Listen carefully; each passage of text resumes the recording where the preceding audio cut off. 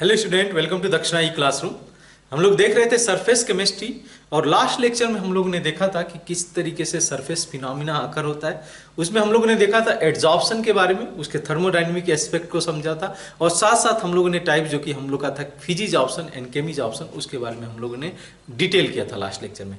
आगे मूव करते हैं, हम लोग देखने जा रहे हैं एड्जॉर्प्शन आइसोथर्म। तो बेसिकली क्या हम लोग देखेंगे इसमें कि किस तरीके से जो अमाउंट ऑफ गैस एड्जॉर्ब हो रही है सरफेस पे उसका वेरिएशन कैसे होगा प्रेशर के साथ में।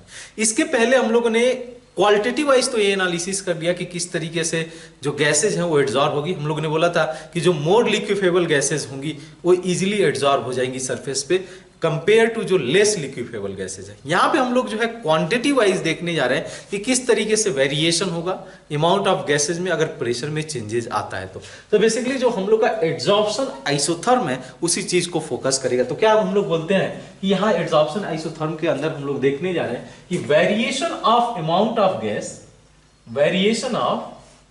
ऑफ गैस, ध्यान है हम लोग यहाँ पे फोकस है फिजिजॉर्प्शन में क्योंकि एड्जॉर्ब हो रही है गैसें, तो केमिजॉर्प्शन में हम लोग नहीं जा रहे हैं। हम लोग देखने जा रहे हैं कि फिजिजॉर्प्शन, ये जो भी गैसें एड्जॉर्ब हो रही है सरफेस पे उनका किस तरीके से वेरिएशन होगा प्रेशर के साथ में। तो variation of amount of gas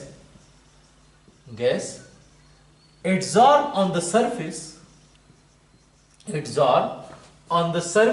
of adsorbent with pressure के साथ में किस तरीके से वेरिएशन होगा with pressure at given temperature.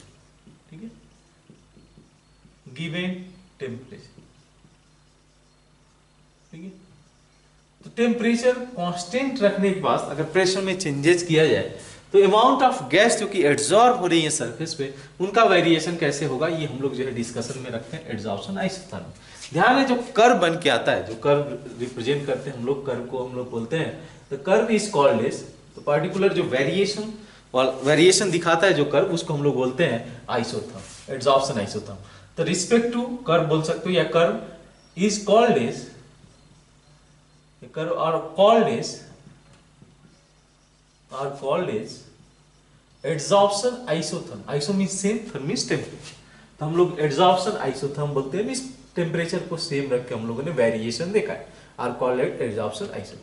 ठीक है, तो ये आई थिंक क्लियर होगा। अब जो है इसमें सबसे पहले जो रिजल्ट दिया था ये आया था फ्रेंडलिक का। फ्रेंडलिक एड्जॉर्प्शन आइसोथर्म हम लोग बोलते हैं अराउंड 1900 के आसपास में, 1909 के आसपास में इन्होंने एक पार्टिकुलर मैथमेटिकल रिलेशन दिया। ये रिलेशन इनका बेस था एक्सपेरिमेंटली इन्होंने देखा कि किस तरीके से अमाउंट ऑफ गैस वेरी कर रही है जब प्रेशर में चेंजेस किया जा रहा है। तो हम लोग सबसे पहले वही देख लेते हैं, फ्रेंडलिक। ठीक है, फ्रेंडलिक एड्जॉर्प्शन आइसोथर्म। ठीक है, एड्जॉर्प्शन आइसोथर्म, इसको थोड़ा सा डिटेल कर लेते हैं किस तरीके से है। ध्यान है ये जो फ्रेंडली एड्जॉर्प्शन आइसोथर्म आया था ये कंप्लीटली एक्सपेरिमेंटल था। इन्होंने एक्सपेरिमेंट किया, गैसेस का अमाउंट इन्होंने कंसीडर करते गए कि प्रेशर में वेरिएशन करने से अमाउंट ऑफ गैसेस में किस तरीके से चेंज जाए, और पर्टिकुलर इन्होंने एक रिजल्ट निकाला और ये रिजल्ट कुछ ऐसे दिखा, x/m। अभी हम लोग इसको बताएंगे क्या डिनोट करें, x/m equal to k into p is the pressure here and 1/n।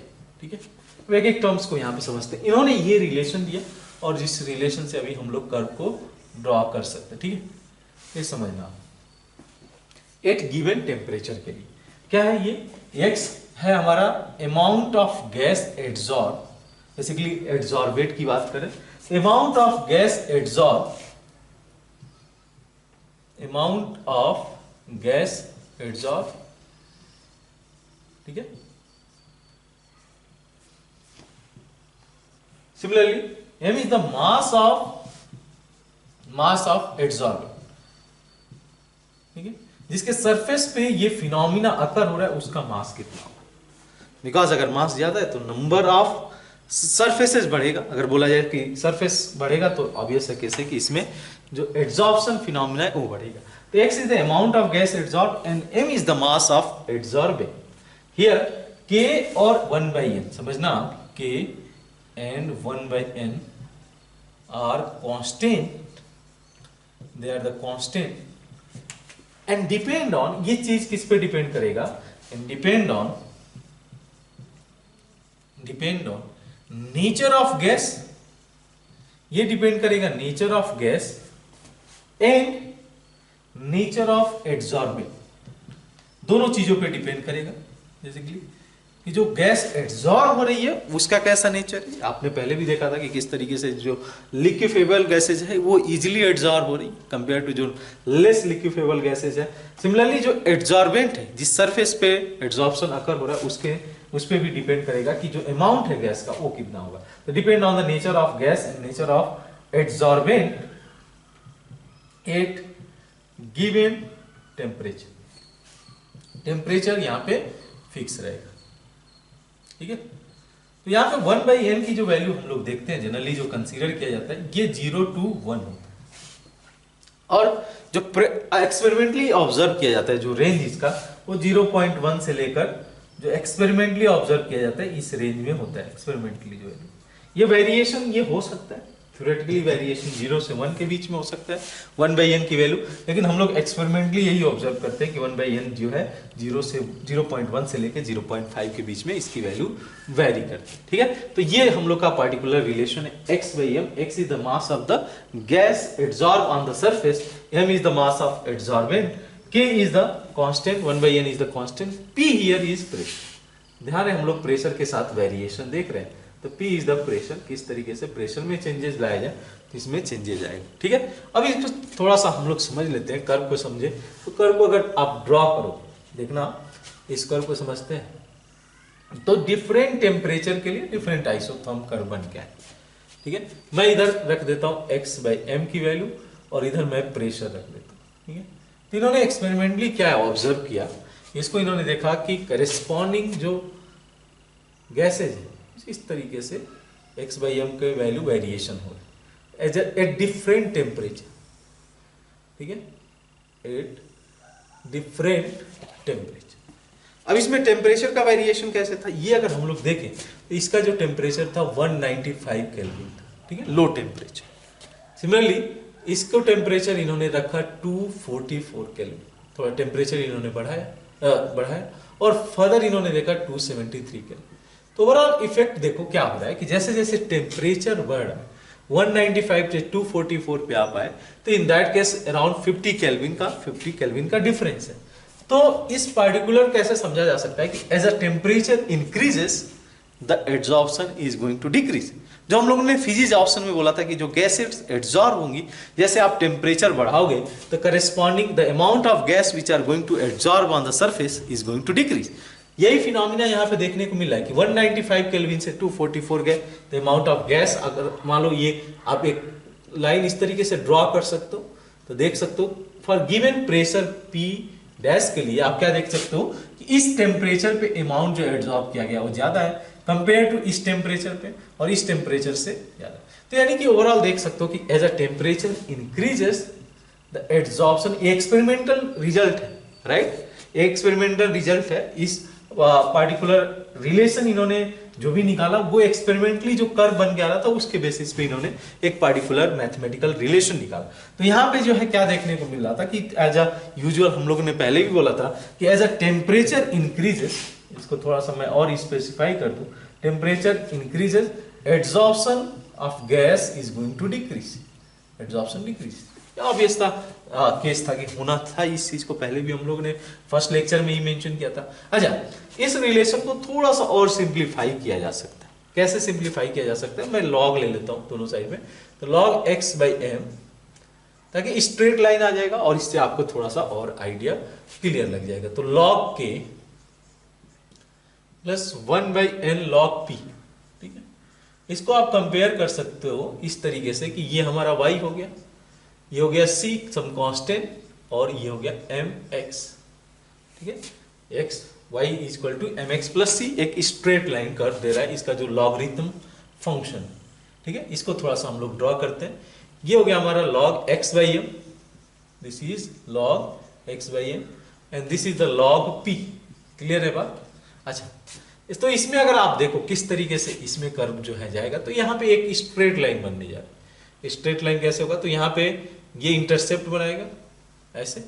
अब इस इंटरसेप्ट की जो वैल्यू है, ये वैल्यू है log k, ये इंटरसेप्ट log k, और जो स्लोप है दिस स्लोप थीटा, ये हम लोग का जो स्लोप है ये जो है मैं बोल सकता हूँ tan थीटा इक्वल टू, या m की वैल्यू जो हम लोग बोलते हैं m equal to 10 that is equal to 1/n, ये स्लोप है। क्लियर बात है, ये हमारा इस पर्टिकुलर कर्व के लिए स्लोप, ठीक है। तो ये डिफरेंट टेम्परेचर के लिए अगर देखोगे तो अगर हाई टेम्परेचर है तो इन दैट केस ये और नीचे आएगा, लोअर टेम्परेचर है तो ये ऊपर जाएगा। तो वो कर्व भी आप देख सकते हो कि किस तरीके से, क्योंकि लॉग फंक्शन भी इंक्रीजिंग फंक्शन है, तो अगर x इंक्रीज कर रहा है, x बाई एम इंक्रीज कर रहा है, तो log x बाई एम भी इंक्रीज करेगा। तो मैं ये बस आपसे बोल रहा हूँ कि अगर लो टेम्परेचर होगा तो ऊपर जाएगा, हाई टेम्परेचर होगा कर्व स्ट्रेट लाइन होगा, और अगर टेम्परेचर आप इंक्रीज करते हो, ये तो पार्टिकुलर एक किसी टी टेम्परेचर पे होगा, अगर आप टेम्परेचर इंक्रीज करते हो तो ये कर्व नीचे आ जाएगा। अब ये सी बात है कि log x by M decrease हो जाएगा जैसे ही टेम्परेचर आप इंक्रीज करोगे। As temperature increases adsorption phenomena is going to decrease. अच्छा, इसमें अगर और भी चीजें हम लोग कंसीडर करें, जैसे जो रिजल्ट है, दो चीजें हैं, एक थोड़ा सा हम लोग इसकी वैलिडिटी इस रिजल्ट के थ्रू चेक कर सकते हैं, नोट में आप चाहो तो मेंशन कर सकते हो, और साथ साथ हम लोग इसके जो ड्रॉबैक्स है उसको भी मेंशन करते चले। अब समझना इसमें कि क्या मैं इसको कंसीडर करूं, थोड़ा सा मॉडिफिकेशन करते हैं इसमें कि अगर 1/n की वैल्यू हम लोग जो है 0 ले लें, if 1/n is equal to 0, then what we are going to observe, x by M equal to p, यही होगा, x by M equal to k। अब यहां पे क्या ये समझ में आ रहा है आपको, देखना कि जो 1/n है ये डिपेंड कर रहा था नेचर ऑफ गैस पे, तो अगर मान लो 1/n की वैल्यू 0 हो गई तो यानी कि नेचर ऑफ गैस पे तो डिपेंड ही नहीं करेगा। तो इसका इफेक्ट क्या पड़ा, इस पार्टिकुलर रिलेशन पे हम लोग क्या पहुंचे कि जो गैस कोई भी हो उसके प्रेशर पे नहीं डिपेंड करेगा कि इतना अमाउंट एब्जॉर्ब हो। यहां पे क्या देखने को मिलेगा कि amount of gas absorb does not depend on pressure, ये प्रेशर पे नहीं डिपेंड कर रहा है, ठीक है, क्लियर सी बात है, प्रेशर पे नहीं डिपेंड करेगा, ये कांस्टेंट रहेगा, एक स्ट्रेट लाइन बनेगा, तो इस x बाई एम की वैल्यू एक constant value at given temperature के लिए, क्योंकि ये तो टेम्परेचर का फंक्शन है, तो अगर टेम्परेचर में वेरिएशन होगा तो इसमें भी वेरिएशन होगा, लेकिन अगर मैं एक कांस्टेंट टेम्परेचर रखता हूं तो ये एक स्ट्रेट लाइन बनाएगा, मींस हॉरिजॉन्टल लाइन बनाएगा, which is will be parallel to pressure के वेरिएशन से कुछ भी इसमें वेरिएशन नहीं आएगा। अच्छा, नेक्स्ट एक और रिजल्ट अगर मैं कंसीडर करूं कि अगर 1/n की वैल्यू 1 ले लिया जाए, ठीक है, तो यहाँ पे x by M equal to हो जाएगा kp, ठीक है, और यहाँ पे वेरिएशन क्या देखने को मिल रहा है, क्योंकि 1/1 की वैल्यू 1 हो गई, तो यहाँ पे क्या देखोगे, स्ट्रेट लाइन, यानी कि जो है x बाई इस amount of gas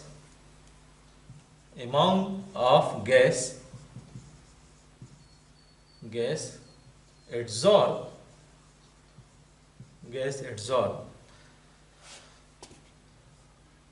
is directly proportional to pressure,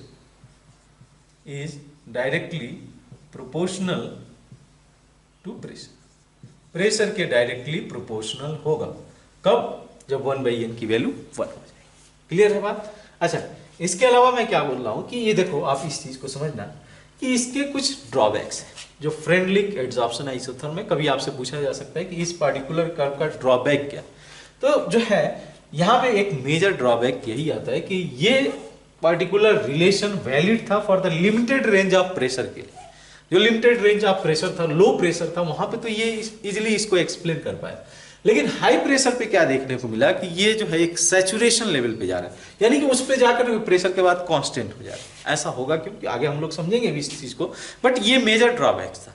इस पर्टिकुलर कर्व में देखने को मिलेगा कि जैसे जैसे आप प्रेशर बढ़ाओगे, एक हाई प्रेशर पे देखोगे कि ये जो ऑलमोस्ट एक कांस्टेंट हो जाएगा, x बाई एम की वैल्यू कांस्टेंट हो जाएगी, उसमें कोई भी चेंजेस नहीं आएगा, ठीक है। तो इसका मीनिंग ये हुआ कि जो हाई प्रेशर, अगर यहाँ पे रिलेशन वाइज देखो कि मैं 1/n की वैल्यू कुछ भी रख दूं, मान लो Kp पर 0.1 रख दूं, तब भी ये क्या होगा कि जैसे जैसे आप प्रेशर बढ़ाओगे x/m की वैल्यू तो बढ़नी चाहिए, एट एवरी केस पे ये बढ़ना चाहिए, बट ऐसा हुआ नहीं।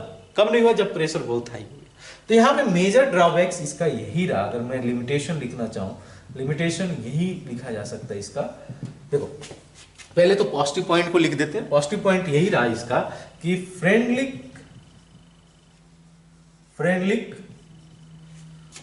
Adsorption isotherm, friendly adsorption isotherm was valid for limited range of pressure,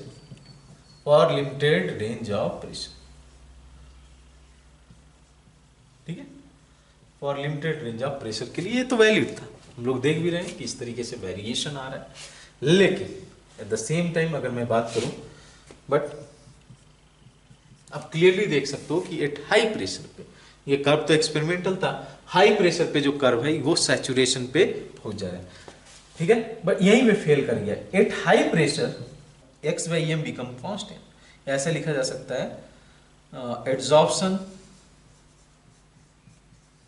eight high pressure, adsorption reach to saturation.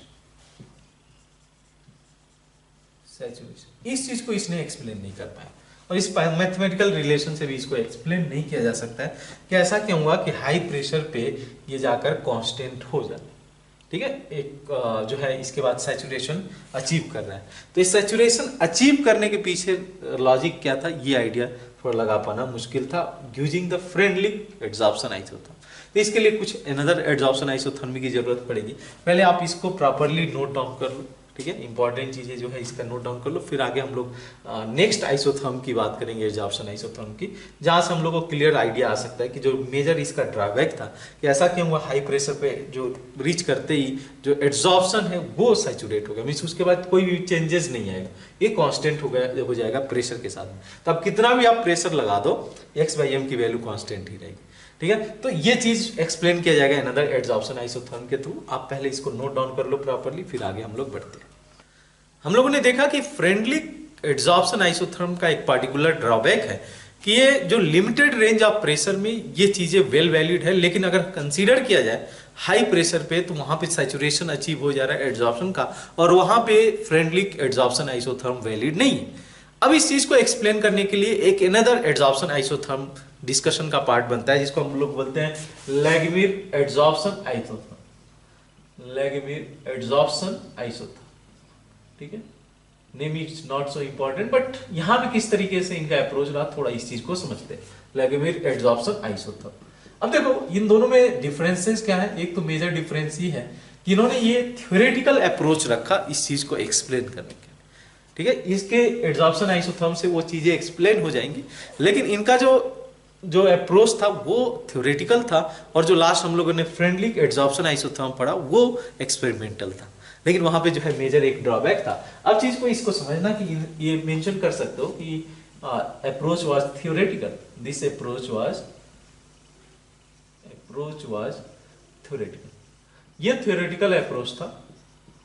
अब देखो इसमें इन्होंने क्या किया, इन्होंने इक्विलिब्रियम का कंडीशन लिया, इक्विलिब्रियम का कंडीशन पे इन्होंने इस चीज को स्टडी करना चाहा कि किस तरीके से वेरिएशन हो। तो इक्विलिब्रियम कंडीशन क्या लिया इन्होंने कि जहां पे कि rate of adsorption as well as the rate of desorption दोनों इक्वल हो जाएंगे। तो यहां पे इनका बेसिकली क्या था, he derive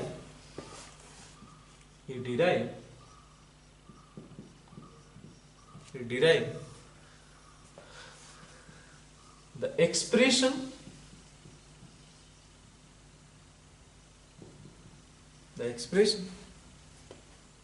at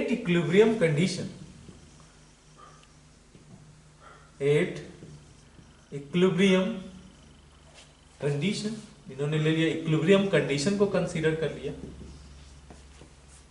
assuming that कुछ इन्होंने पार्टिकुलर एजम्पशन लिया, बिकॉज बिना उस एजम्पशन के हम लोग उस रिलेशन पे नहीं पहुंच सकते। assuming that पहला एजम्पशन क्या था, एड्सॉर्प्शन इज मोनोलेयर। इन्होंने जैसे हम लोगों ने केमीज ऑप्शन में बोला था वैसे इन्होंने यहाँ पे बोल दिया कि हम लोग मोनोलेयर एड्सॉर्प्शन को कंसीडर करने जाने। तो मोनोलेयर एड्सॉर्प्शन के लिए ये वैल्यू एज्यूमिंग मोनोलेयर्ड, ऐसा लिखा जा सकता है एज्यूमिंग मोनोलेयर्ड एड्सॉर्प्शन, ठीक है। बात समझ में आती है? इन्होंने मोनोलेयर एड्जॉर्प्शन लिया क्योंकि आगे के लिए वो वैलिड नहीं रहेगा, तो मोनोलेयर एड्जॉर्प्शन। सिमिलरली एक और इन्होंने एड्जॉर्प्शन लिया, ठीक है, कि the distribution of adsorbate, the distribution, जो distribution of adsorbate is uniform. ये जो डिस्ट्रीब्यूशन है वो जो है यूनिफॉर्म। सिमिलरली थर्ड एजम्पशन था इनका कि एड्जॉर्बेट मॉलिक्यूल या गैसेस जो कि एड्जॉर्ब हो रहे हैं, gases are not interacting to each other. जो गैसेस एड्जॉर्ब हो रही हैं, they are not going to interact with each other, gases are not interacting with each other. तो ये पार्टिकुलर एड्जॉर्प्शन के साथ इन्होंने डिराइव किया एक्सप्रेशन को, किस तरीके से एड्जॉर्प्शन आइसोथर्म इस केस में होगा, प्रेशर के साथ कैसे वेरिएशन होगा। अब समझना इस चीज को, इन्होंने क्या बोला कि हम लोग कंडीशन लेते हैं इक्विलिब्रियम का कि एक मेटल सॉलिड है जिसपे गैस एड्जॉर्ब हो जा रहा है, तो इन्होंने एक पार्टिकुलर केमिकल इक्वेशन दे दिया, एक एक्स गैस है और मेटल सॉलिड पे जाकर एड्जॉर्ब हो जा रहा है। तो अब इस केस है कि जब एड्जॉर्ब हो रहा है इनके बीच में इंटरेक्शन अकर हो रहा है। मैं एज्यूम कर लेता हूं कि इनके बीच का जो इंटरेक्शन से जो प्रोडक्ट बन के आ रहा है कुछ ऐसे बन गया है, ठीक है, बात समझ में आती है? तो यहां इन्होंने कंसीडर किया कि ये तो हो गया हमारा, मान लो कि एट इक्विलिब्रियम अगर कंडीशन लिया जाए तो एड्जॉर्प्शन भी होगा और डिसॉर्प्शन भी होगा, क्योंकि इक्विलिब्रियम को ही कंसीडर किया है। इधर जाने पे एड्जॉर्प्शन होगा, यहां से जो एक्स गैस अगर रिलीज हो जा रहा है तो ये कहलाएगा डिसॉर्प्शन, पहले भी हम लोगों ने मेंशन कर, ठीक है, क्लियर सी बात है इतनी। तो यहाँ पे एड्जॉर्प्शन हो रहा है, यहाँ से डिसॉर्प्शन हो रहा है, गैसेस रिलीज हो जा रही है इस मेटल सरफेस से और यहाँ पे मेटल सरफेस पे जाके एड्जॉर्ब हो रहा है। अब यहाँ पे आपको समझने वाली बात क्या है, एट गिवन इज टाइम, समझना, एट गिवन टाइम क्या देखने को मिलेगा, जो रेट ऑफ एड्जॉर्प्शन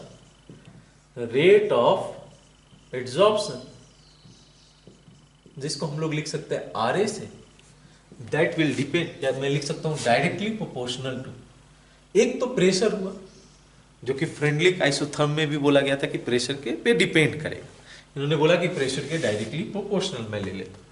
सेकेंड चीज इन्होंने मेंशन किया जो कि हमारे फ्रेंडली आइसोथर्म में नहीं था, that was R A equal to 1 minus theta.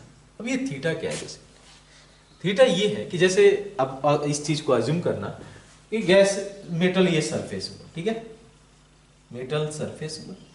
अब इस मेटल सरफेस पे इस चीज पे तो डिपेंड करेगा ही कि कितने साइट अवेलेबल हैं जहां पे गैसेस जाकर एड्जॉर्ब हो सकती है। जस्ट एज्यूम करो कि यहाँ पे गैस एड्जॉर्ब हो गई, यहाँ पे जाकर गैस एड्जॉर्ब हो गई, यहाँ पे गैस एड्जॉर्ब हो गई, तो पार्टिकुलर अगर गैस आता है, gas molecule, next gas molecule अगर इस पार्टिकुलर साइट पे आना चाहिए, क्योंकि हम लोगों ने कंसीडर क्या किया है, मोनोलेयर एड्जॉर्प्शन कंसीडर किया है, तो अगर कोई नया गैस मॉलिक्यूल आएगा तो यहाँ पे तो एड्जॉर्ब हो ही नहीं पाएगा, यहाँ पे जाके भले एड्जॉर्ब हो जाए, तो इस साइड पे जाकर एड्जॉर्ब होगा। यानी कि बोलने का मीनिंग क्या हुआ कि जो रेट ऑफ एड्जॉर्प्शन है ये इस पर्टिकुलर फैक्टर पे भी डिपेंड करेगा कि कितने साइट अवेलेबल है एड्जॉर्प्शन होने के लिए। जैसे यहाँ पे मान लो कि यहाँ पे टोटल साइट हो गए 1 2 3 4 5 6, जस्ट एज्यूम कर रहा हूं मैं, यहाँ पे 7 साइट है, तो आउट ऑफ 7 साइट 3 तो ऑक्युपाइड हो गए, आउट ऑफ 7 3 साइट ऑक्युपाइड हो गए। अब बचे जो साइट्स हैं उस पे जितना रिमेनिंग साइट्स हैं उस पे डिपेंड करेगा कि रेट कितना होगा, क्योंकि अगर मैं थीटा की बात करूं यहाँ पे, अगर मेंशन करना चाहूँ theta, what is basically theta, तो theta is fraction of site out of 1, fraction of site which are occupied,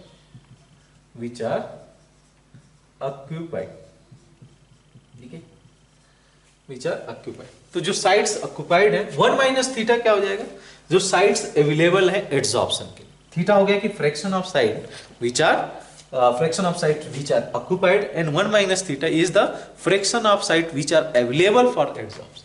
तो यहाँ पे रिलेशन से यही देखने को मिलता है कि अगर मैं रेट को लिखना चाहूं तो एक कांस्टेंट में k लगा देता हूं, that is equal to k into P into 1 minus theta, ये चीज रिलेशन निकल के आएगी।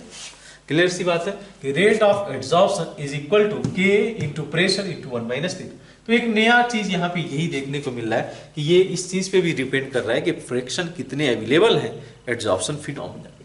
अच्छा, ये तो रहा rate of adsorption. Similarly rate of desorption की बात करें, रेट ऑफ डिजॉर्प्शन की बात करें, जिसको मैं आरडी से रिप्रेजेंट कर देता हूं, ये डिपेंड करेगा, इस पे डिपेंड करेगा, ये डिपेंड करेगा थीटा। थीटा पे क्यों? क्योंकि कितने फ्रैक्शन ऑक्युपाइड है, मॉलिक्यूल्स तो वहीं से रिलीज होगा जो ऑक्युपाइड होगा। जहां पे गैसेज मॉलिक्यूल्स होंगे वहीं से तो रिलीज होंगे। तो अगर ये गैसेज मॉलिक्यूल्स वाइड से तो आएंगे नहीं, जहां पे वैकेंट साइट है वहां से तो आएंगे नहीं, वहीं से आएंगे जहां पे गैसेज ऑक्युपाइड है, इस साइट पे ऑक्युपाइड है। तो यानी कि जो रेट ऑफ डिजॉर्प्शन है ये इस चीज पे डिपेंड करेगा कि कितने साइट्स ऑक्युपाइड है। जस्ट रिवर्स हो गया, यहाँ पे क्या था कि कितने साइट्स अवेलेबल है एड्जॉर्प्शन होने के लिए, और यहाँ पे कितने साइट्स, बिकॉज डिजॉर्प्शन है तो मॉलिक्यूल्स वहां से छोड़ के जाएगा। अब यहीं से बात निकल के आती है कि एट इक्विलिब्रियम क्या देखने को मिलेगा। We are considering the equilibrium condition. क्या देखने को मिलेगा कि R A equal to R D, rate of adsorption is equal to rate of desorption. पहले भी हम लोगों ने जब इसका थर्मोडायनेमिक एस्पेक्ट देखा था एड्जॉर्प्शन का, तो हम लोगों ने वहां पे मेंशन किया था कि एट इक्विलिब्रियम जो रेट ऑफ एड्जॉर्प्शन है और रेट ऑफ डिजॉर्प्शन वो दोनों इक्वल हो जाएंगे। यहाँ पे भी वही चीज कंसीडर किया जा रहा है कि रेट ऑफ एड्जॉर्प्शन के पी वन माइनस थीटा, इस रिलेशन को तो वही बोला गया कि इन्होंने डिराइव किया जो एक्सप्रेशन है वो इक्विलिब्रियम कंडीशन को लेकर, assuming that some condition they have assumption इन्होंने लिया monolayer distribution of adsorbent uniform रहेगा, मतलब ऐसा रहेगा कि सभी साइड्स इक्वली अवेलेबल है एड्जॉर्प्शन के लिए। मतलब ये बोलने का मीनिंग ये हुआ कि सभी जो साइट्स है ये इक्वली अवेलेबल है, ऐसा नहीं कि कोई साइट इजीली अवेलेबल है, कोई साइट्स इजीली अवेलेबल नहीं है। Every sites are easily available, यानी कि जो साइट्स हैं वो यूनिफॉर्म है, बोलने का मीनिंग ये हुआ मेरा। और थर्ड पार्टी की गैस आपस में इंटरेक्ट नहीं कर रही है। अब ऐसा कैसे इंटरेक्शन होगा, तो फिर इन दैट केस कुछ अदर वे से इसको ट्रीट करना पड़ेगा। तो k into P into one minus theta, rate of adsorption is equal to rate of desorption, that is equal to k। इसको मैं अगर लिखना चाहूं तो क्या लिख सकता हूं, R D equal to K D into theta. Clear सी बात है, that is going to be K D into theta, ये चीज होगा।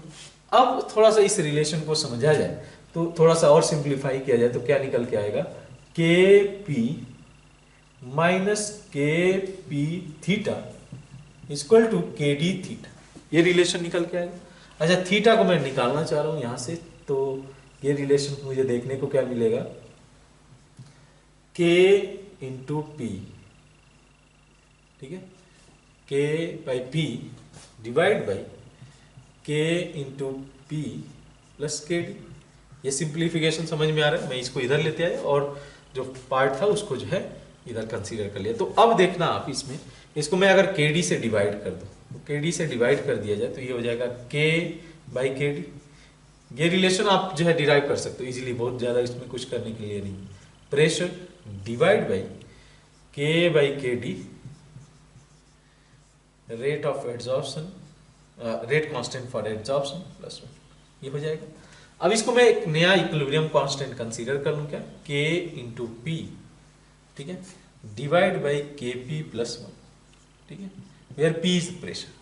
अब इस रिलेशन से ये आइडिया लग जाएगा कि ऐसा क्यों हो रहा था कि जब हाई प्रेशर ले रहे थे तो हाई प्रेशर पे ये चीज कांस्टेंट हो जा रही थी, जो एड्जॉर्प्शन है वो कांस्टेंट हो जा रहा है। इस पर्टिकुलर रिलेशन से समझ में आ जाएगा कि आप थीटा जो है, ये फ्रैक्शन जो ऑक्युपाइड हो रही है, फ्रैक्शन ऑक्युपाइड हो रहा है, ये प्रेशर पे डिपेंड कर रहा है, मींस एड्जॉर्प्शन ही प्रेशर पे डिपेंड कर रहा है। अब इसको ऐसे समझा जा सकता है, मान लो कि मैं एक एजम्पशन के लिए k की वैल्यू मैं 1 ले लेता हूं, ठीक है, k की वैल्यू 1 ले लिया जाए तो ये रिलेशन हो जाएगा p divide by p plus 1, यानी कि डायरेक्टली p पे डिपेंड नहीं कर रहा है। ऐसा नहीं हो रहा है डायरेक्टली प्रोपोर्शनल टू प्रेशर, यानी कि प्रेशर बढ़ाते जाओगे तो एड्जॉर्प्शन बढ़ता ही जाएगा, ऐसा कोई केस नहीं। अगर जो है रिलेशन को समझा जाए तो मान लो कि प्रेशर मैंने 1 लिया तो ये रिलेशन हो जाएगा, ये वैल्यू हो जाएगी 1/2, थीटा की वैल्यू हो जाएगी। थोड़ा मैं इसमें क्या रहा है, कांस्टेंट लेके k की वैल्यू को एक कांस्टेंट वैल्यू लेके मैं वेरिएशन देखना चाह रहा हूँ, तो मान लो थीटा 1 हो गया 1/2।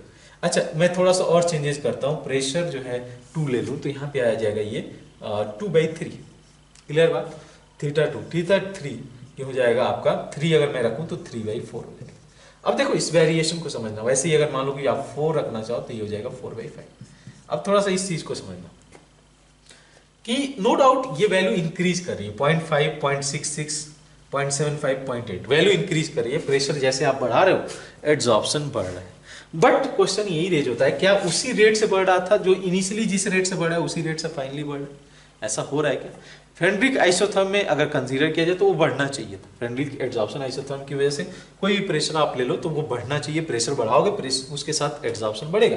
बट यहाँ पे इस रिलेशन से समझना कि ये रहा हमारा 0.5, ये रहा हमारा वैल्यू 0.66, तो जो डिफरेंस है यहाँ पे डिफरेंस रेट को दिखाएगा बेसिकली आपके। तो ये डिफरेंस कितने का आ रहा है? ये डिफरेंस आ रहा है 0.16 का। अच्छा, यहाँ से यहाँ जब आप आ रहे हो तो ये हो गया 0.75। अब डिफरेंस कितने का आ रहा है? देखो आप यहाँ पे ये आ रहा है 0.09 का। यहाँ से यहाँ जब आप जा रहे हो तो ये हो गया 0.8, यहाँ पे डिफरेंस आ रहा है 0.5। तो देख सकते हो कि जो डिफरेंस है इनके बीच का, जैसे मैं ये नहीं बोल रहा हूँ कि जो अब ये सके से एड्जॉर्प्शन बढ़ रहा है, प्रेशर बढ़ा रहे हो तो एड्जॉर्प्शन बढ़ेगा, ये हम लोगों ने पहले भी मेंशन किया है। बट क्या सेम रेट से बढ़ रहा है? नहीं बढ़ रहा। ये हम लोग को एक्सप्लेनेशन यहाँ इस रिलेशन से निकल के आ रहा है कि theta is equal to KP divide by where K is constant KA by KD, और यहाँ पे हो गया KP प्लस 1। ये रिलेशन हम लोग को यहाँ से देखने को मिल रहा है। क्लियर से बात है कि जैसे जैसे हम लोग जो है इसमें कंसीडर किया जाए कि प्रेशर बढ़ेगा, मीन्स प्रेशर बढ़ेगा तो ये चीज़ें जो है रेट जो बढ़ने का रेट है वो कम होते जाएगा। तो यही रीजन था कि जब हम लोग हाई प्रेशर के लिए जा रहे हैं तो वहाँ पे जो वैल्यू है वो सैचुरेट हो जा रही है, मीन्स सैचुरेशन की तरफ चला जा रहा था प्रेशर। अगर हम लोग कंसीडर करें हाई प्रेशर को तो यहाँ पे जाके ये वैल्यू कांस्टेंट हो जा रही, मतलब उतने रेट से नहीं बढ़ रहा है जिस रेट से इनिशियली बढ़ा हुआ। यहाँ पे देखो आप, अगर मैं कंसीडर करूँ x/m वर्सेस v, तो यहाँ पे देख सकते हो कि यहाँ पे बढ़ने का जो रेट है वो फास्टर है, जो स्लोप है ज्यादा है। लेकिन हाई प्रेशर के रेंज पे देखो तो हाई प्रेशर के रेंज पे ये वैल्यू कांस्टेंट हो गई, ऑलमोस्ट स्लगिश हो रही है, बढ़ने में टाइम लगा रहा है। तो यहाँ पे यही चीज यहाँ इस पर्टिकुलर रिलेशन से निकल के आता है जो लॉगरिथमिक एड्जॉर्प्शन आइसोथर्म है, वो जो हम लोग का फ्रेंडली एड्जॉर्प्शन आइसोथर्म है उस चीजों को यहाँ पे एक्सप्लेन कर पाया, क्लियरली एक्सप्लेन कर पाया कि why in this region increasing जो रेट है, रेट इंक्रीज करने का, रेट एड्जॉर्प्शन का वो जो है ज़्यादा नहीं है। बट यहाँ पे अगर कंसीडर किया जाए तो यहाँ पे इसका रेट ज़्यादा है, स्लोप ज़्यादा है। इस चीज़ को इसने क्लियरली एक्सप्लेन कर दिया। ठीक है, तो आप इसको नोट डाउन कर लो, फिर हम लोग जो है सोल्यूशन के अंदर किस तरीके से एड्जॉर्प्शन होता है उसके बारे में डिस्कशन करेंगे। ये गैसेस का हुआ कि गैस किस तरीके से एड्जॉर्ब होगा। नेक्स्ट हम लोग देखेंगे सोल्यूशन का एड्जॉर्प्शन, सोल्यूशन के अंदर जो सॉल्यूट होंगे वो सॉलिड पार्टिकल पे कैसे एड्जॉर्ब होंगे उसको डिस्कशन में रखेंगे। तो पहले आप इसको नोट डाउन कर लो। नेक्स्ट हम लोग देखने जा रहे हैं that is adsorption in solution phase. Solution phase के अंदर किस तरीके से एड्जॉर्प्शन हो सकता है। हम लोगों ने अभी तक देखा कि सॉलिड पर गैसेस किस तरीके से एड्जॉर्ब हो रही है। सिमिलरली सॉलिड पे सॉल्यूट पार्टिकल भी एड्जॉर्ब हो सकता है अगर सोल्यूशन में प्रेजेंट है तो आप मेंशन कर सकते हो इस तरीके से, तो सॉलिड कैन एड्जॉर्ब, हम लोग कुछ एग्जांपल के थ्रू देखेंगे इसको। Solid can adsorb solute from solution. ठीक है, फ्रॉम सोल्यूशन से ये जो सॉलिड है जो सरफेस प्रोवाइड करेंगे वो सॉलिड पार्टिकल को एड्जॉर्ब कर सकते हैं। ऐसे बहुत सारे एग्जांपल देखने को मिलेंगे, जैसे कि अगर एग्जांपल कंसीडर करें तो इसमें एसिटिक एसिड का अगर सोल्यूशन आपने लिया है, आपका सोल्यूशन लिया है और उसमें अगर चारकोल ऐड कर देते हो और उसको सेकेंड कर देते हो तो कुछ टाइम के बाद आप देखोगे कि amount of the acetic acid in the given solution is going to decrease, means concentration of acetic acid will also decrease. तो यहाँ पे एक सिंपल सा फिनोमिना आकर होगा क्या कि जो चारकोल है, चारकोल एड्जॉर्बेंट की तरह काम करेगा और इस चारकोल पे जो करस्पॉन्डिंग आपका जो एसिटिक एसिड है ये जाकर एड्जॉर्ब हो जाएगा, जिसकी वजह से सोल्यूशन के अंदर जो कंसेंट्रेशन है वो डिक्रीज हो जाएगा। सिमिलरली और भी एग्जांपल की बात करें तो इसमें लिटमस पेपर की बात होती है कि अगर लिटमस पेपर आपने सुना होगा, सिमिलरली लिटमस सोल्यूशन भी होते हैं। तो लिटमस सोल्यूशन के अंदर अगर हम लोग चारकोल ऐड कर दे सम अमाउंट और उसको सेक कर दे प्रॉपरली तो आप देखोगे कि जो लिटमस सोल्यूशन है वो कलरलेस हो जाएगा आफ्टर सम टाइम। ठीक है, तो बेसिकली क्या होगा कि जो कलर रिस्पॉन्सिबल इसके लिए जो कलर कंपाउंड है वो यहाँ पे एड्जॉर्ब हो जाएगा, मीन्स जो सॉल्यूट पार्टिकल है, जो अगर देखोगे लिटमस भी एक कंपाउंड है, ऑर्गेनिक कंपाउंड, ये एड्जॉर्ब हो जा रहा है जो है आपका चारकोल एड्जॉर्बेंट में। सिमिलरली इसके अलावा एक और एग्जांपल आपको देखने को मिलेगा कि अगर मैग्नीशियम हाइड्रोक्साइड का प्रेसिपिटेट आपने लिया हुआ है और इसको मैग्नीशियम के साथ ऐड कर दिया, मैग्नीशियम इसमें ऐड कर दिए, तो इसमें देखोगे कि जो प्रेसिपिटेट है ये ब्लू कलर सोल्यूशन में कन्वर्ट हो जाएगा। ये सिमिलर रिजल्ट आपको देखने को मिलेगा जब आप क्वालिटेटिव एनालिसिस देखते हो कैटायन के लिए, तो उसमें एल्यूमिनियम हाइड्रोक्साइड, जिसको हम लोग लेक टेस्ट भी बोलते हैं, aluminium hydroxide blue colour colour जो है कलर ऑब्जर्व करने को मिलता है एल्युमिनियम हाइड्रोक्साइड के प्रेसिपिटेट का। तो ये जो टेस्ट है वहाँ पे भी डिटेल किया जाता है क्वालिटेटिव एनालिसिस। तो बेसिक फंडा यही है कि इसके पीछे जो रिस्पॉन्सिबल फैक्टर्स हैं यही है कि जो सल्यूट पार्टिकल्स हैं वो जाकर सॉलिड जो पार्टिकल है उस पर जाकर एड्सॉर्ब हो जा रहे हैं, जिसकी वजह से ये चीज़ें अकर हो रही। तो ये कुछ हमारे सामने कुछ एग्जांपल जो मैंने मेंशन किया ये है। उसके अलावा कुछ ऑब्जर्वेशन है, उस ऑब्जर्वेशन को मैं मेंशन करना चाहूँगा। ठीक है, इस ऑब्जर्वेशन को हम लोग मेंशन करते चलते हैं। क्या क्या ऑब्जर्वेशन है?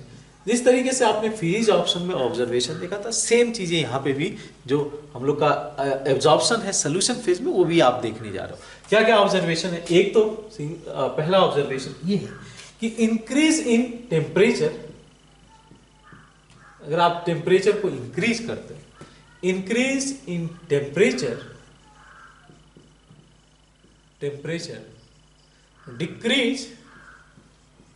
डिक्रीज द एड्सॉर्प्शन, ठीक है, एड्सॉर्प्शन ऑफ सॉल्यूट।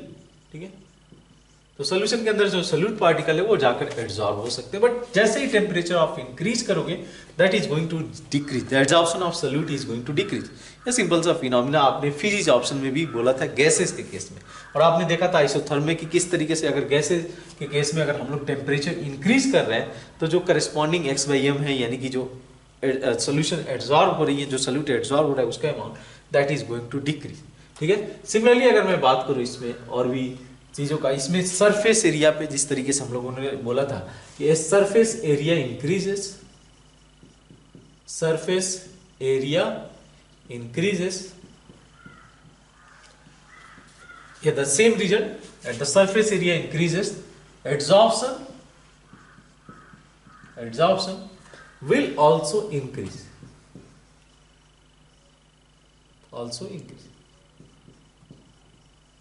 ठीक है।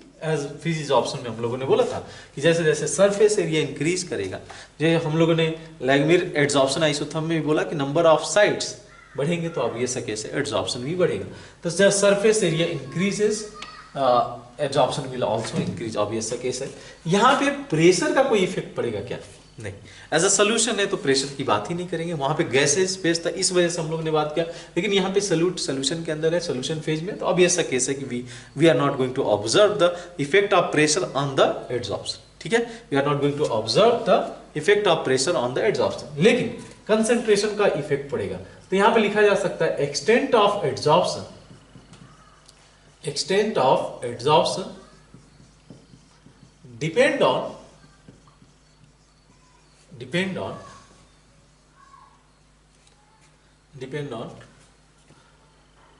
concentration। ठीक है, डिपेंड ऑन कंसेंट्रेशन पे डिपेंड करेगा, depend on concentration of solution. ठीक है, सिमिलरली जैसे ये चीज हम लोगों ने प्रेशर के टर्म में बोला था इन द केस ऑफ जब गैसेस एड्सॉर्ब हो रहा था केस पे जो है सॉलिड सरफेस पे। सिमिलरली जो है extent of adsorption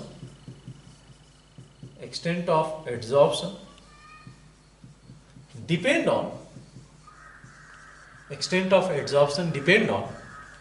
nature of gas, gas में बोल रहा हूं, नेचर ऑफ सोल्यूशन या सल्यूट आप लिख सकते हो जिसके साथ इंटरेक्ट कर रहा है, एंड एड्सॉर्बिंग जिसपे कि एड्सॉर्प्शन अकर हो रहा है। The extent of adsorption depend on the nature of solute and the nature of adsorb.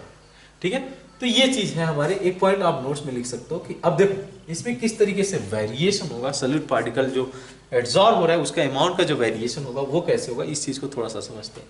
तो इसका एग्जैक्ट पहली बात तो आप ये नोट डाउन कर सकते हो कि जो मैकेनिज्म है एग्जैक्ट किस तरीके से सॉल्यूट पार्टिकल जाकर एड्सॉर्ब हो रहे हैं उसका हम लोग को क्लियर एक मैकेनिज्म नहीं मिल पाता। जिस तरीके से गैसेस में था वैसा हम लोगों को यहाँ पे मैकेनिज्म नहीं देखने को मिलता है। तो जो है mechanism for this adsorption is not know. ठीक है, इस तरीके के एड्सॉर्प्शन के लिए जिसमें सॉल्यूट पार्टिकल सॉल्यूशन से जाकर एड्सॉर्ब हो जाए सॉलिड पार्टिकल पे। ठीक है, तो वहां पे इस तरीके का हम लोग का वेल नोन मैकेनिज्म हम लोग को नहीं पता है कि किस तरीके से फिनोमेना करोगे। सेकेंड पॉइंट आप इसमें नोट में मेंशन कर सकते हो कि जो amount of solute particle adsorb हो रहा है, अमाउंट ऑफ सॉल्यूट एड्सॉर्ब, इसका जो रिलेशन है ये आप ऐसे दे सकते हो, x by M equal to k into c the power 1/n, where एक ही चीज यहाँ पे चेंज हो गया है, दैट इज कंसंट्रेशन। ठीक है, बट ये हर जगह वैलिड नहीं है। कंसंट्रेशन कब का concentration? The concentration at equilibrium. अब इक्विलिब्रियम कब अचीव होगा? इक्विलिब्रियम तभी अचीव होगा जब एड्सॉर्प्शन कंप्लीट हो गया, means rate of adsorption rate of desorption दोनों इक्वल हो जाएंगे। तो जो है आई लिखा जा सकता है एड्सॉर्प्शन इज कंप्लीटेड इस पार्टिकुलर स्टेज पे। ठीक है, इस पार्टिकुलर स्टेज पे क्या देखने को मिलेगा, ये इस पार्टिकुलर स्टेज पे ये देखने को मिलेगा x by M equal to, जिस तरीके से हम लोगों ने फ्रेंडलिक आइसोथर्म मेंशन किया था। यहाँ पे ये सिंपली मेंशन कर सकते हो कि Freundlich isotherm is valid for low concentration, high concentration पे ये वंस अगेन नहीं वैलिड होगा। इस तरीके से बोला था हम लोगों ने कि हाई प्रेशर पे फ्रेंडलिक आइसोथर्म चीज़ों को नहीं एक्सप्लेन कर पा रहे हैं, वहाँ पे भी यही केस होगा कि जो हाई कंसंट्रेशन होगा उस चीज़ पे इसको एक्सप्लेन नहीं कर पाएगा। तो Freundlich isotherm is valid for low concentration, ये हम लोग देखते हैं। तो इस चीज़ को अगर आपको जो है देखना हो, कंसीडर करना हो कि किस तरीके से ये वेरिएशन आ रहा है, इसको समझने के लिए हमारे पास एक सिंपल सा एक्सपेरिमेंट हो सकता है। क्या करो आप जो है अमाउंट ले लो एसिडिक एसिड का जिसका आपको कंसंट्रेशन पता हो, इनिशियल कंसंट्रेशन क्या है, और उसमें आप चारकोल जो है डालकर सेक कर दो कंप्लीट। अब नेक्स्ट जब जैसे ही सेटल डाउन हो जाए चारकोल, तो उसके बाद जो सोल्यूशन है वो कंसंट्रेशन जो सोल्यूशन है उसको आप ले लो, जो है एक्सट्रैक्ट कर लो और उसको उसमें मेजर कर लो कि फाइनल कंसंट्रेशन क्या हो।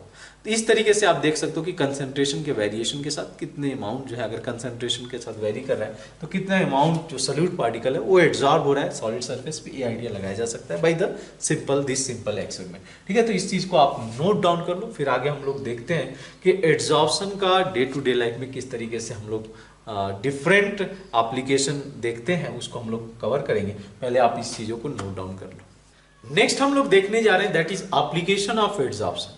आप देखोगे कि जो हम लोगों ने एड्सॉर्प्शन देखा है, इसका डे टू डे लाइफ में बहुत सारे एप्लीकेशंस हैं और इस एप्लीकेशन को हम लोग वन बाय वन लिस्टेड करने जा रहे हैं। देखो आप, पहला है production of high vacuum. High vacuum के प्रोडक्शन के लिए इसका यूज किया जाता है। तो देखो आप, जो हम लोग एक वैक्यूम पंप का यूज करते हैं टू क्रिएट द वैक्यूम, ठीक है, लेकिन उसके बावजूद भी सम ट्रेसेस ऑफ एयर बोल दो या गैसेस रह जाते हैं और कंप्लीट वैक्यूम हम लोग नहीं क्रिएट कर पाते। तो उसके लिए क्या किया जाता है, इसमें हम लोग चारकोल का यूज करते हैं। ये चारकोल एब्जॉर्ब कर लेता है जो रिमेनिंग गैसेस हैं या एयर पार्टिकल्स हैं इन द वेसल, और वहां से हम लोग जो है एक हाई वैक्यूम का प्रोडक्शन कर सकते हैं। तो बेसिकली ये भी एक एड्सॉर्प्शन फिनोमेना का एक एग्जांपल है। नेक्स्ट आप देखो, इसमें जो है सेकंड जो एग्जांपल है that is the gas mask. अब ये गैस मास्क क्या होता है, तो गैस मास्क एक डिवाइस है जो कि कंसिस्ट होता है एक activated charcoal and mixture of adsorbent लिया जाता है और एक जो है चारकोल लिया जाता है। अब इस केस में क्या होता है कि ये क्या करता है कि ड्यूरिंग द ब्रीथिंग, ये कोल जो माइंस होते हैं उसमें जो वर्कर काम करते हैं, वहां पे जो पॉइजनस गैसेस होते हैं जैसे सल्फर डाइऑक्साइड हो सकता है या सब पॉइजनस गैसेस रिलीज होती हैं, उस गैसेस को एब्जॉर्ब करने का काम करता है जो हमारा गैस मास्क होता है। तो गैस मास्क भी जो वर्किंग फंक्शनलिटी है ये काम कर रहा है एड्सॉर्प्शन फिनोमेना में। नेक्स्ट पॉइंट की बात करें that is the control of humidity. Humidity को कंट्रोल करने में भी यूज किया जाता है एड्सॉर्प्शन फिनोमेना का, और इसमें सबसे बेस्ट एग्जांपल है सिलिका जेल का। सिलिका जेल आप जो है देखे होगे बैगेज में यूज किया जाता है सिलिका जेल, और साथ साथ एल्युमिना जेल, ये दोनों यूज किए जाते हैं to remove the moisture. Because अगर कहीं कहीं मॉइस्चर की जरूरत पड़ती है, मॉइस्चर को रिमूव करने के लिए यहाँ पे जो है तरीके से मैं बोलूँ कि टू कंट्रोल द ह्यूमिडिटी यानी कंट्रोल द मॉइस्चर, हम लोग जो है इस सिलिका जेल आदि की एल्युमिना जेल इन दोनों का यूज कर सकते हैं। ठीक है, नेक्स्ट आप देखो कि next application that is the removal of colouring matter from the solution. अगर हम लोग को कलरिंग मैटर रिमूव करना है तो वहां पे एनिमल चारकोल का यूज कर सकते हैं, और इसका सबसे बेस्ट एग्जांपल है कि जो फैक्ट्रीज जो है शुगर फैक्ट्रीज है, ये इस पर्टिकुलर एप्लीकेशन को यूज करती हैं टू प्योरीफाई द शुगर। वहां पे देखते हो कि जो कलर आएगा चीनी का इनिशियली कुछ और ब्राउन कलर में आएगा, लेकिन जैसे ही उसको ट्रीट किया जाएगा एनिमल चारकोल के थ्रू तो वो कलर रिमूव कर लिया जाता है, वो एब्जॉर्ब कर लेगा कलर को, और करस्पॉन्डिंग जो हम लोग का शुगर होगा वो व्हाइट कलर्स में या कलरलेस क्रिस्टल फॉर्म करके दे देगा। नेक्स्ट है हिट्रोजीनस कैटलिसिस। हिट्रोजीनस कैटलिसिस भी आपको देखने को मिलेगा, आपने देखा भी होगा कि बहुत सारे फिनोमिना है जो कि हिट्रोलिसिस कैटलिसिस के थ्रू अकर होते हैं। जैसे इसमें मैं बात करूं, ये भी एक एड्सॉर्प्शन फिनोमिना का ही एग्जांपल है, जो हम लोगों ने पहले भी बोला था कि सॉलिड सरफेसेस पे कैटलिस्ट का काम करता है। ये क्या करता है, increase the rate of reaction, reaction के रेट को इंक्रीज कर देता है। ये क्या करते हैं, जो सरफेसेस होते हैं वो दोनों मॉलिक्यूल्स को साथ लाते हैं, रिएक्टेंट को साथ लाते हैं, सच दैट कि आपस में रिएक्शन हो जाए। वैसे गैसेस मॉलिक्यूल में रहेंगे तो रिएक्शन नहीं होगा, उसको अगर एब्जॉर्ब कर लेते हैं तो रेट इंक्रीज कर लिया जाता है। और इसका सबसे बेस्ट एग्जाम्पल आपने देखा होगा कि हेबर प्रोसेस, जो कि प्रिपरेशन ऑफ अमोनिया किया जाता है, और इसमें हम लोग जो है iron as a catalyst use करते हैं। सिमिलरली आपने कॉन्टैक्ट प्रोसेस देखा होगा H2SO4, इसमें भी हम लोग जो है कैटलिस्ट का यूज करते हैं। आप कमेंट बॉक्स में बता सकते हो कि कौन सा कैटलिस्ट यूज किया जाएगा, किस मेटल का यूज किया जाएगा फॉर द कॉन्टैक्ट प्रोसेस के लिए। और सबसे बेस्ट एग्जांपल आपने जो है ऑर्गेनिक कंपाउंड में भी देखा होगा कि हम लोग जब हाइड्रोजनेशन कराते थे, हाइड्रोजनेशन में जो निकेल है, nickel as a finely divided nickel, यानी कि हम लोग बोलते थे रेने निकल, उसका यूज किया जाता था हाइड्रोजनेशन के लिए हाइड्रोजन के साथ में। तो ये भी एक बेस्ट एग्जांपल है जहां पे कि हिट्रोजीनस कैटलिसिस बोल दो, उसके एग्जांपल है जहां पे कि एड्सॉर्प्शन फिनोमिना अकर हो रहा है। ठीक है। Next, separation of inert gases. Inert gas के सेपरेशन के लिए भी हम लोग एड्सॉर्प्शन फिनोमिना का यूज करते हैं। तो बेसिकली क्या है कि इनर्ट गैसेस आपस में मिसिबल होते हैं, उनके बॉइलिंग पॉइंट में बहुत ज्यादा डिफरेंस नहीं होता है, और जो है इस वजह से वहां पे सेपरेट करना जो है थोड़ा डिफिकल्ट होता है। लेकिन जो कि हम लोग एड्सॉर्प्शन फिनोमिना का हेल्प ले सकते हैं। ये क्या करता है कि इनका जो डिग्री ऑफ एड्सॉर्प्शन है, क्योंकि हम लोगों ने बोला था कि जो एड्सॉर्प्शन फिनोमिना है ये नेचर ऑफ गैस पे भी डिपेंड करेगा। तो अगर डिफरेंट गैसेस लिया जाए, डिफरेंट नोबल गैसेस लिया जाए, इनर्ट गैसेस लिया जाए, तो उनका जो नेचर अलग अलग होगा। तो इस बेसिस पे क्या किया जा सकता है कि एक्सटेंट ऑफ एड्सॉर्प्शन अगर डिफर कर रहा है, डिग्री ऑफ एड्सॉर्प्शन डिफर कर रहा है, तो we can easily separate the gases, noble gases we can easily separate using the coconut charcoal. जो कोकोनट चारकोल है उसका यूज किया जा सकता है एट डिफरेंट टेम्परेचर पे, ठीक है, अलग अलग टेम्परेचर पे अलग अलग एड्सॉर्प्शन होगा। नेक्स्ट, क्योरिंग डिजीज, उसमें भी इसका यूज किया जाता है, बिकॉज अगर जो नंबर ऑफ कई सारे ड्रग्स हैं वो इसी बेस पे काम करते हैं कि वो क्या करते हैं, वो एड्सॉर्ब कर लेते हैं, जो जर्म्स को किल करने का काम करते हैं, और उसको भाई एड्सॉर्ब करके उस जर्म्स को किल कर देते हैं। ठीक है, तो ये भी एक तरीके से हम लोग का एड्सॉर्प्शन फिनोमिना का एप्लीकेशन है। नेक्स्ट है आप फ्लोटेशन प्रोसेस, आप देखोगे ये मेटलर्जी के अंदर, और ये एप्लीकेशन एक मेजर एप्लीकेशन है क्या, किसका, ये एप्लीकेशन है एड्सॉर्प्शन का। अब इस केस में क्या होता है कि लो ग्रेड सल्फाइड ओर होता है, is concentrated by separating it from the silica and other earthy matter by the method of using the pine oil. तो यहाँ पे फ्लोटिंग एजेंट यूज किया जाता है, जो कि मतलब एक तरीके से एड्सॉर्ब करने का काम करता है और सरफेस पे आ जाता है, और उसके बाद इजीली हम लोग फ्लोटेशन मेथड के थ्रू इसको सेपरेट कर लेते हैं, जो सल्फाइड ओर्स होते हैं। तो ये आप जो है इस चीज को फिनोमिना को डिटेल करोगे लेटर ऑन मेटलर्जी में, बट इस आइडिया को समझ सकते हो कि हाँ, फ्लोटेशन जो प्रोसेस है इसके अंदर भी हम लोग एड्सॉर्प्शन देख रहे हैं।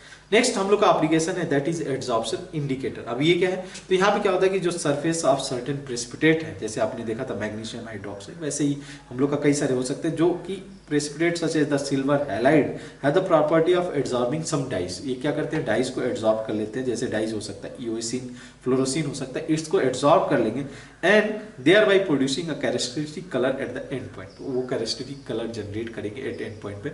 जैसे आपने देखा मैग्नीशियम हाइड्रोक्साइड ब्लू कलर जो है जनरेट करा जब इसको मैग्नीशियम के साथ जो है ट्रीट किया जा रहा है। तो यहाँ पे भी वही किया जा सकता है, एक एड्सॉर्प्शन इंडिकेटर का यूज किया जा सकता है।